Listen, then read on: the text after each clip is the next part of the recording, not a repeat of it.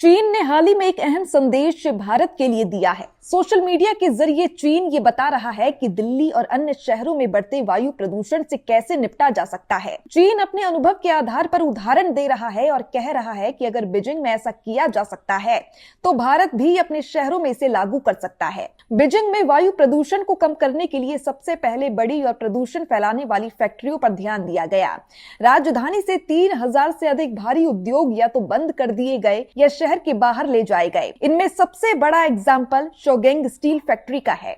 इस फैसले से शहर में हवा में जहरीले सूक्ष्म कणों की मात्रा लगभग 20% तक कम हो गई। सिर्फ उद्योग हटाना ही पर्याप्त नहीं था। पुराने औद्योगिक इलाकों को खाली छोड़ने के बजाय उन्हें आधुनिक और हरित शहर में बदल दिया गया।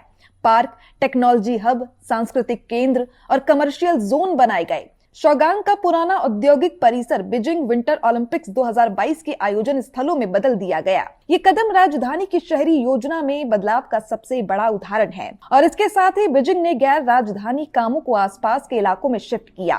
थोक बाजार, लॉजिस्टिक हब और कुछ शैक्षणिक और मेडिकल संस्थानों को शहर के बाहर ले जाया गया, जिससे ट्रैफिक और औद्योगिक गतिविधियों से होने वाला प्रदूषण कम हुआ। सामान्य उद्योग हैवी प्रांत में चले गए, जबकि उच्च मूल्य वाले सेक्टर जैसे कि रिसर्च, डेवलपमेंट और सर्विस इंडस्ट्रीज राजधानी में ही रह गए। नतीजा साफ दिखा।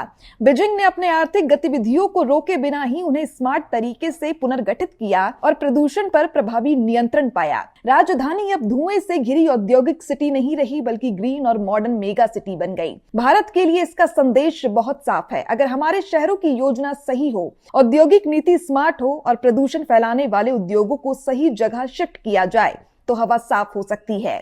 इसके अलावा खाली पड़े औद्योगिक क्षेत्रों को पार्क, टेक्नोलॉजी हब या सांस्कृतिक केंद्र में बदलकर शहर की सुंदरता और जीवन स्तर बढ़ाया जा सकता है।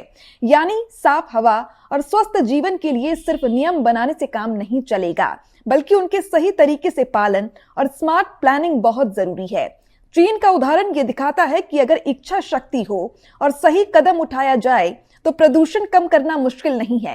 अब सवाल ये है कि क्या भारत भी अपने शहरों में इस तरह की योजनाओं को लागू करेगा और नागरिकों को स्वच्छ हवा दे सकेगा।